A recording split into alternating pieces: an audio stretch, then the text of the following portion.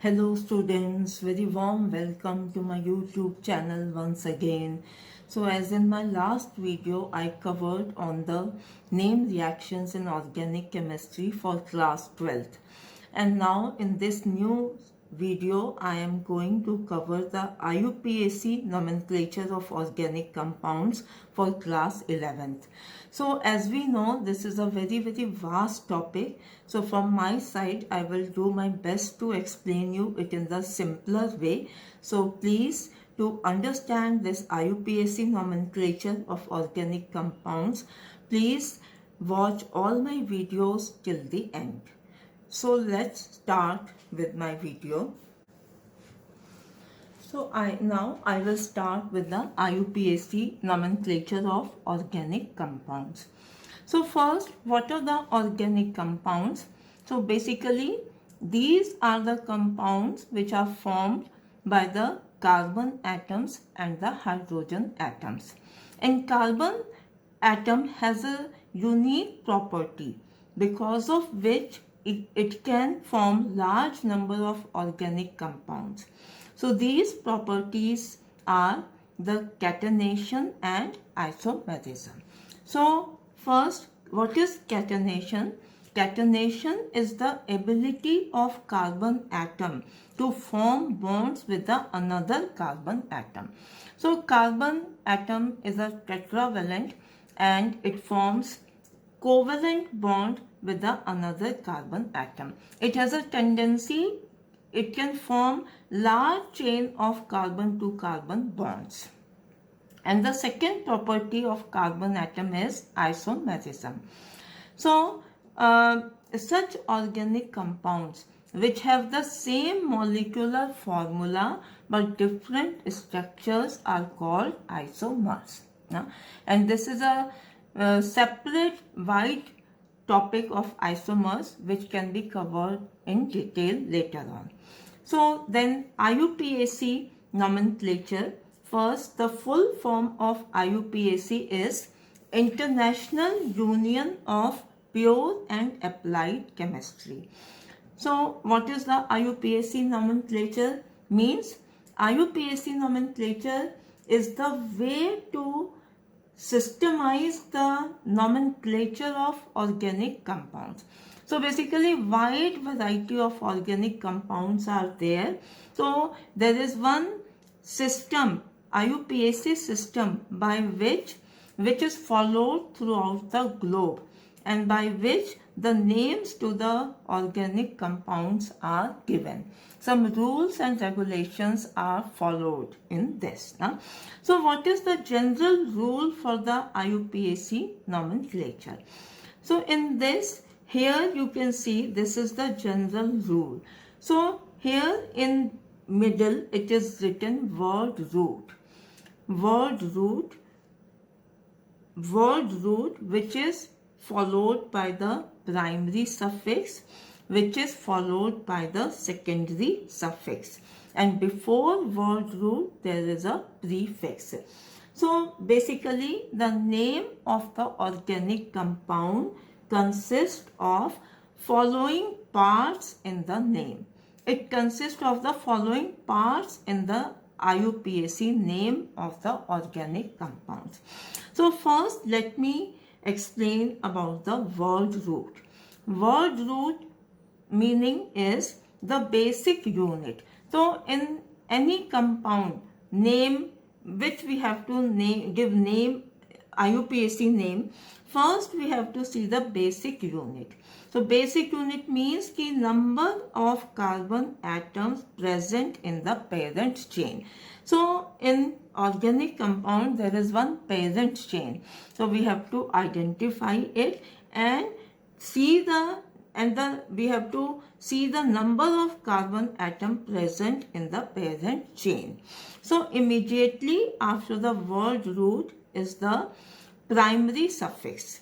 So primary suffix is added here. So primary suffix means whether the parent chain in the compound is saturated or unsaturated.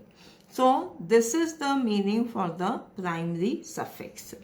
After this, secondary suffix. Secondary suffix means nature of functional groups.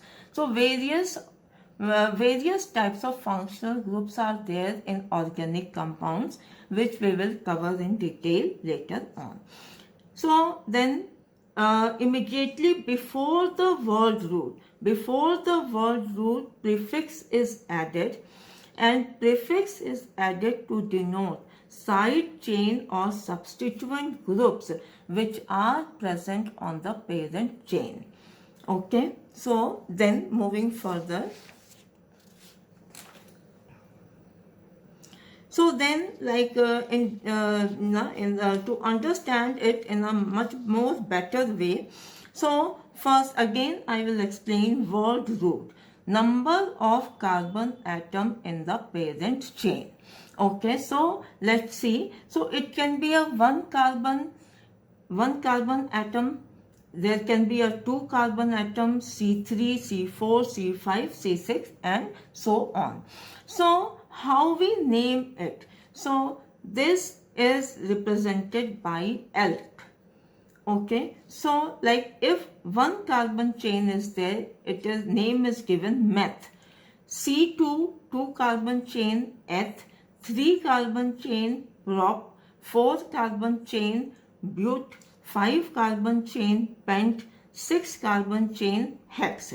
In the same way, C7 hept, C8 oct, C9 non, C10 dec. So in this way, like name are given based on the number of carbon atom in the parent chain. Okay, so then moving further, so word root is, after the word root, primary suffix is added. And what is this? It shows whether the parent chain is saturated or unsaturated. What does it mean? Saturated means it is having only single bond. Saturation means the parent chain is having all the single bonds, and for this ane is added. Single bond, ane is added as a primary suffix. And if unsaturated chain is there, and unsaturated means it can have a double bond or a triple bond. In case double bond is there in the parent chain, then ene is added. ene is added. And if triple bond is present, then ine, ine is added. Means like this word root which is shown by elk. Here it is, in case of saturated compounds, ane is added, it forms alkane. In the case of compounds having the double bonds, it forms alk plus ene, alkene. And in the case of triple bond, alk plus ine, alkyne. So in this way it is named. So then coming, because yes, and secondary suffix is the functional group. This I will take it later on. So immediately before the word root, prefix is added, and it is added to denote the substituent group or side chain which is present on the parent carbon chain. So substituent group are what? Substituent group are if fluoro, chloro, bromo, iodo, and even nitro group is also considered as a substituent group. So if these groups are there on the parent carbon chain, they are considered as the substituent group. Or it can have the side chain also. Side chain means the alkyl group is present on the parent chain. So these alkyl groups are like, this is the CH3, which is called the methyl group, C2H5 ethyl group, CH2, CH3 is called the propyl group. So thank you so much. So this was all about the a basic introduction of the IUPAC nomenclature. So again in the next video I will cover about the IUPAC nomenclature of the hydrocarbons. So thank you so much. Have a great day.